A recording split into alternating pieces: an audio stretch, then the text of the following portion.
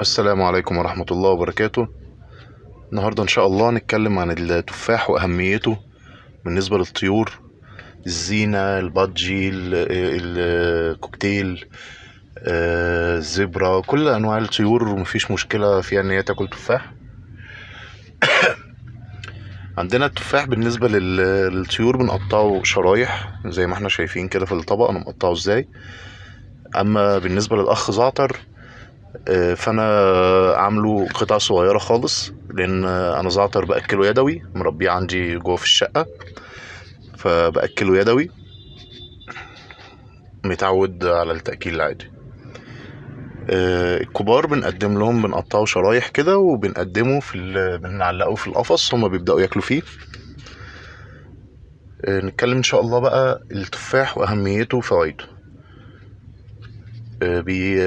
مبدئيا بيخلص الجسم من السموم، علشان ثمرة التفاح عموما مقاومة للفيروسات، فبتنظف المعدة وبتبعد بتموت أي فيروس عند الطيور في جسم الطيور، وبيعالج الإمساك والإسهال. هو سبحان الله هو بيخلي المعدة متزنة.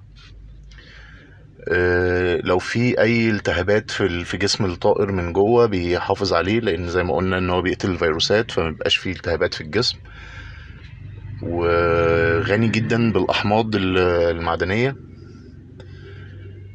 وبيمنع هشاشة العظم عند الطيور، بيمنع بيقوي العظم علشان والجهاز المناعي بتاع الطائر. هو بيقوي الاتنين، فما بيخليش الطائر لا قدر الله يحصل له كساح، يبقى فيه هشاشة في العظم. الحاجات دي كلها التفاح بيعملها للطيور. زي ما شفنا طريقة التقديم بتاعته.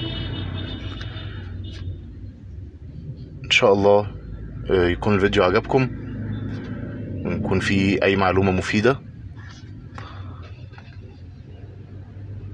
ما ننساش اشتراك، مشاركة، لايك. شكرا ليكم، والسلام عليكم ورحمة الله وبركاته.